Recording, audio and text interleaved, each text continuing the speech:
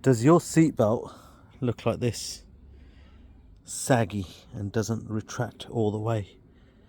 Well, what you need to do is first of all give it a wipe with a wet rag. Make sure it's clean.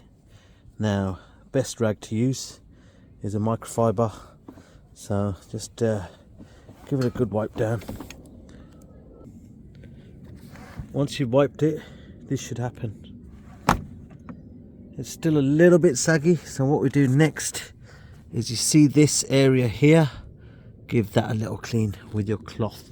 Make sure you get it deep in there, deep in that crevice, and then wipe from left to right like that.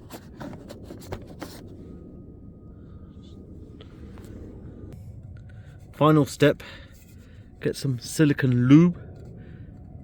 Easy sliding surfaces, prevents jamming, waterproofs and protects. Now make sure you only spray this on top of the belt, or all the way down, yeah, and mainly in this area, and then it should be as free as a bird. The reason I say spray only on top is because you don't want the silicone spray going in your clothes. I mean, it's not really that bad if it does, but good to only have it on top. And now, all the way up, sorted.